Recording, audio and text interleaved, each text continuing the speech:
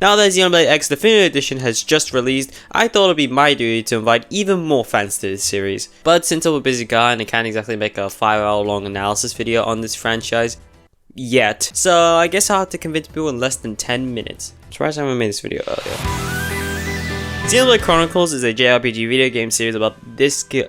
Oh wait, no, it's about these two. Okay, yeah. Just like Fire Emblem, each installment of the series focuses on a different cast of characters, a different world, and a completely different story. The first two numbered series are 95% completely separate. I won't spoil why. Yeah, something about this community is that we are very spoiler conscious, so it is very unlikely you find a big spoiler. Anyways, Xenoblade Chronicles 3 is one of the games that connects both of them.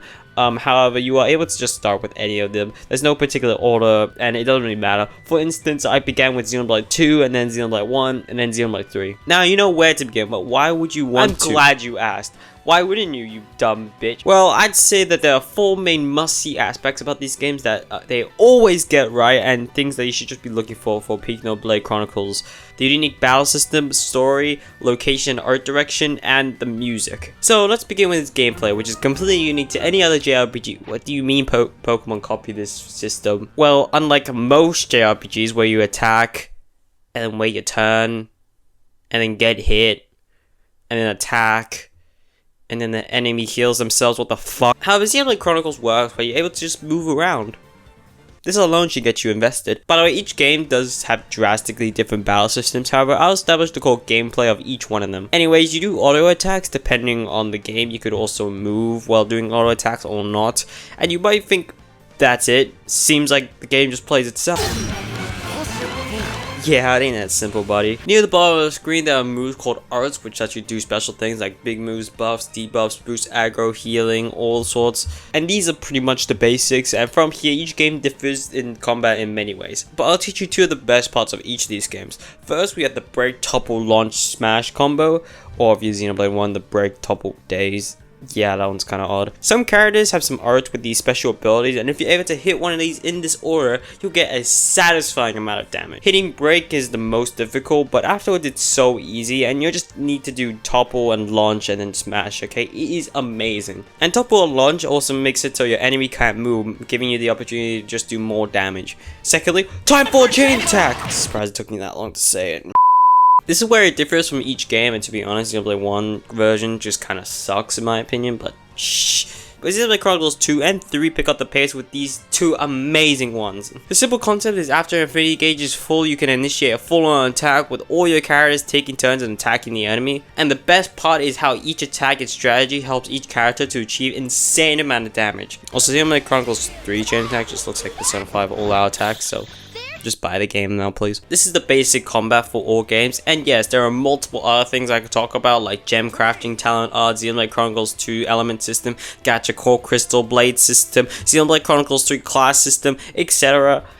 But I need more time to play these games, and also I only have like a set amount of time left. Okay, let's go. Now, the story of these games are so good. Some people really only play these games just for the story. That's how good it is, honestly. I won't and can't really delve into the story as spoilers, but a common theme of these games are the future. You know, if you couldn't tell by the main character being able to see into the future, and 2 DLC campaigns having future in the title. Come on, get this right, guys. My favorite part of these stories are the cast, though. Some of these characters have become some of my favorites in my life. I love the cast of all these games, and they have such a great variety of personalities. And most of these characters have complex and sometimes, mostly tragic backstories. And seeing them interact and play off each other is something I'll never get tired of. It is so much fun. And some of these characters really go through the ringer, making me shocked how they're not more mentally damaged afterwards. The stories of these games are good, but for me, the characters are what I'm here for, basically. Although warning, these stories get really complex, especially in Xenoblade 3. I can still find it difficult to wrap my head around some of these. And another warning, Xenoblade 2 especially very much hits all those tropes of anime. The good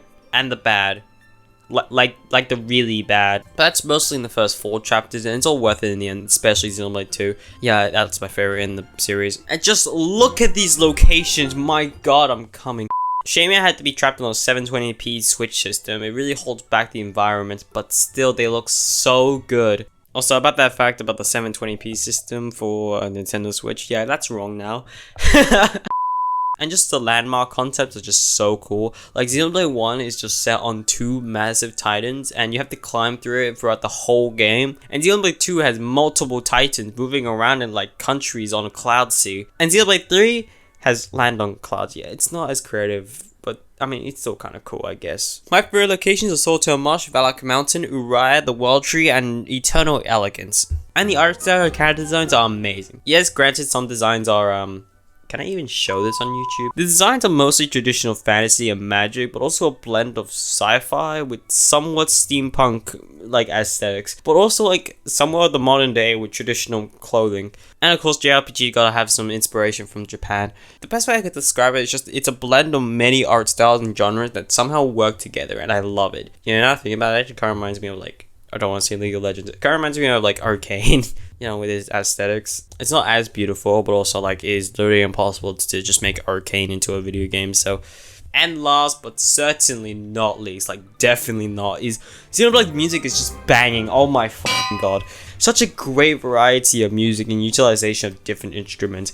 I'm definitely not a music guy like at all, but even a tone deaf idiot like me can recognize how banging these soundtracks are. Like the Uraya name themes are absolutely amazing when you're fighting overleveled enemies.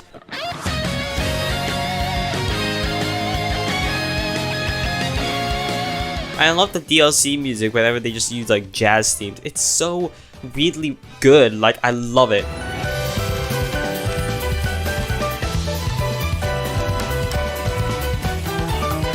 All the battle music is just straight up the best I've ever heard, and Persona is literally in the other fucking room over there. And the location themes are so bombastic and atmospheric songs and just match the location beautifully. Like Gaur playing was like Xenoblade's main theme.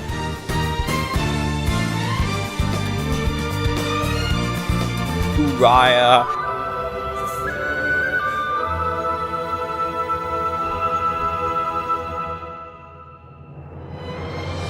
Mor Ardan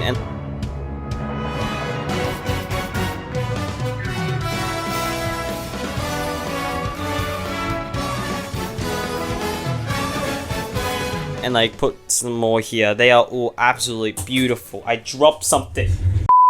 And the cutscene music fit the scene so perfectly and it's so cinematic. It looks like I'm watching a movie. Also make a Xenoblade movie, guys.